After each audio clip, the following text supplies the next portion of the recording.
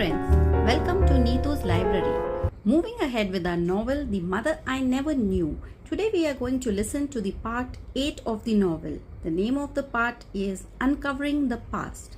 Let's start. In the old days, the Brahmins in Shurpali were very orthodox, and Bhagirathi, a teenage mother and a widow, was bound by customs and traditions. It was mandatory for her to shave her head to be considered purified, thus clearing her husband's path to heaven. Her long, shining black hair was cut and her head shaved. Bhagirathi was barely aware of what was happening to her. For a few weeks, she lived her life a day at a time. Unfortunately, Chintamani spread the news in the entire village that Bhagirathi's husband has deserted her. It was a matter of great disgrace not only for her but also for Hanuma and his parents. The family could not step out of the house without somebody passing comments or turning up their nose at them. Kaveramma would openly curse her and talk about her to everybody who came home. This girl has been an endless burden and a curse to our family. She killed her parents as soon as she was born. And then she killed her husband as soon as she was married. Bhagirathi was just beginning to accept the cruel hand that fate had dealt her. But then came the month of Shravana, the festive time of the year. It was a month of great joy for married women who would wear new clothes and jewelry, worship Mangala Gauri, and pray for their husband's long life. It was an ill omen to see a widow on such an occasion, and the entire village shunned Bhagirathi. Everybody avoided her like the plague. One night, after she has rocked her son to sleep, she looked out of the window. At a distance, she could see the villagers celebrating with their friends and families. She thought about her future. I had my dreams too, just like every girl, but destiny had shattered them. There's nothing that life can offer me now. Who cares about my child or me? Nobody. Why should we live? I don't have the strength to face this harsh world day after day. Yes, it's better to put an end to such a life. Later that night, after the festivities were over and everyone had gone home, she held her son close and walked to the river. It was the night of the new moon. The sky was dark and her surroundings were deathly quiet. The river Krishna was full. She smiled. It was perfect. Her life flashed before her eyes.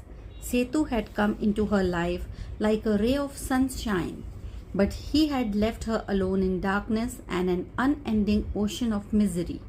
Suddenly, Bhagirathi was not afraid. She had no desire to live, but there was something to fear. With the baby clinging to her bosom, she walked into the icy waters. She prayed to the river, I am an unfortunate orphan. Krishna, you are my mother and I am coming to be with you forever. You know the truth about me. I am pure. Take me into your arms and rid my baby and me of this disgraceful life. She stepped further into the water until it came up to her waist. Just then, baby Shankar started crying. Out of nowhere, a fisherman, Chauda, came running towards the noise. He was a strong man, and his eyes were red from drinking too much. As he reached the shore, he grasped the situation at once. Without a moment's delay, he jumped into the river and dragged Bhagirathi out of the water.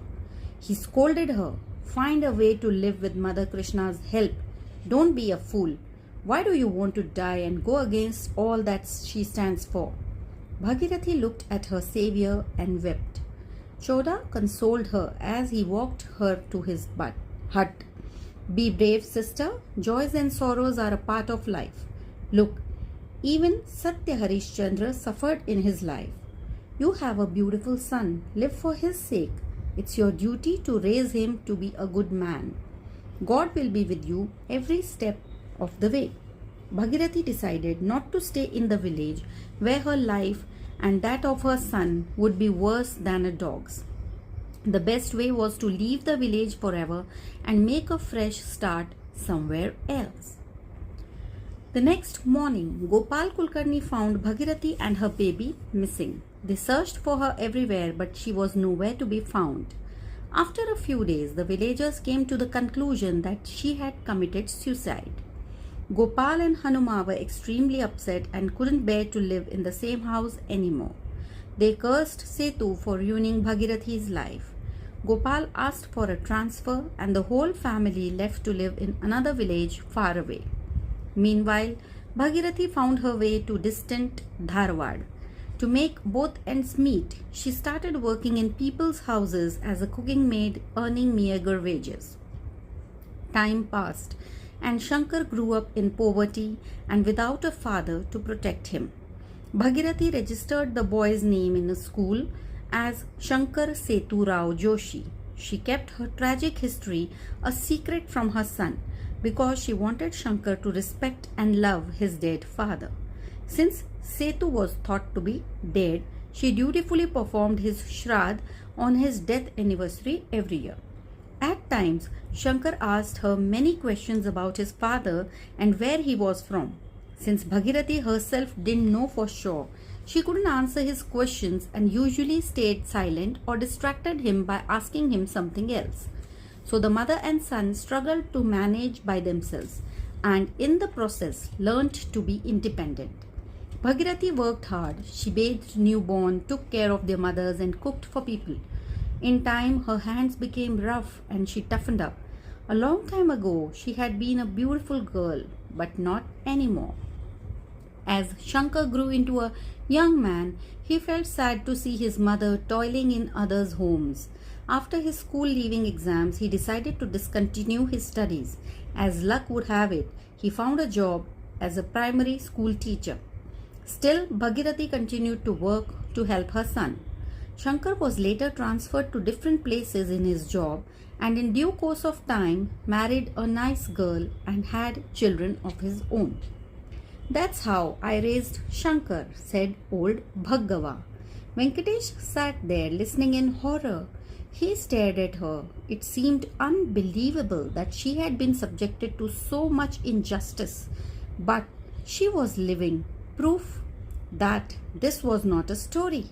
It was her reality. He couldn't imagine the agony that lay inside her heart. Still, he wondered out loud, "Are you certain that your husband died in the accident?" "Son, no Indian woman would ever say that her husband had died if he hadn't. The news of his death appeared in the papers too. I have preserved the extract. Wait here, I will show you." Bhaggava stood up and went into the next room. She brought back an old torn piece of cloth, which she unwrapped and then uncovered a newspaper cutting. The paper was yellow and discolored with age. Her husband's name had been underlined. She showed him a small envelope and took out a stamp-side photograph of her husband. There was no doubt it was his father.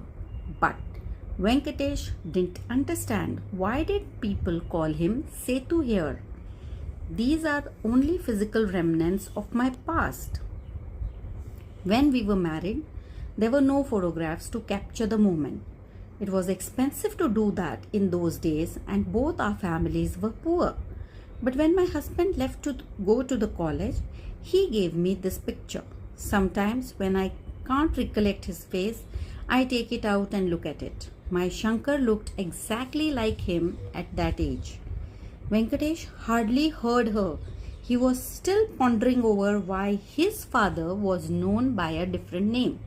He asked Bhaggava, "What was your husband's name?" "Setu. That's what everybody called him. I also used that name during our marriage rituals." Venkatesh noticed that she didn't blame the man who had left her pregnant and alone. He probed further. What did Champaka call her son at home? Venkatesh still hoped to discover that maybe this man was not his father after all. "Bala," she said simply. Yes, it was him. Venkatesh had no doubt anymore. Tears were flowing down Bhaggava's cheeks. Knowing his father, Venkatesh was sure that he must have kept some souvenir of his old life. He asked, Avva, what did your family give Setu during the wedding? We were really poor back then. I think Uncle Gopal gave him 100 rupees as dowry and a ring. What kind of ring? A gold ring with the letter Bha written in Sanskrit. What happened to the property and your husband's other belongings after the railway accident? Asked Venkatesh. Who knows? My husband had deserted me. Why would my family go to Mumbai to inquire further? Maybe Parimala took away everything. We were too upset to think about it. She paused. Then she folded her thin bony hands. Son, I swear in the name of God Shiva, I have never disclosed this tale to anyone before. You were so concerned. Maybe it was time for me to tell someone. Shankar knows that he was born after his father's death, but he doesn't know anything else. He should never find out that his father had humiliated and left me. Please promise me that you will never tell anyone about this. Venkatesh looked at her hands. These were no ordinary hands. They had toiled for a lifetime to raise a son. These hands belonged to the mother who had quietly bowed down and accepted the injustices heaped upon her by men and fate. Now she was requesting him to keep them a secret so that Shankar didn't think less of his father. How could he tell anyone? Venkatesh came forward, took Bhargava's hands into his and touched her feet. He could feel the tears in his eyes. Silently he apologized to her without saying the words out loud. Please forgive my father if possible. When Shankar returned from school, Venkatesh was ready to leave and didn't wait for tea time. He drove back to Hubli with a heavy heart. Will Bhargava ever forgive my father once she learns the truth? He wondered. Should I even tell them what exactly happened? Right now, Bhargava and Shankar are least bothered about why we look alike. They have more important things on their minds. When Venkatesh reached Hubli, he found that the Patils were busy preparing for a trip to Gokarna, Murdeshwar and Karwar. They tried to persuade Venkatesh to accompany them, but he refused. I have to make an urgent trip to Bangalore. I will be back in a few days. Why, sir? You are talking as if it is a matter of life and death. Yes, it is, thought Venkatesh. It is someone's life and death. I have to set things right before it's too late. I hope you're enjoying the story. So look forward for the next part coming soon. Thank you. Bye-bye.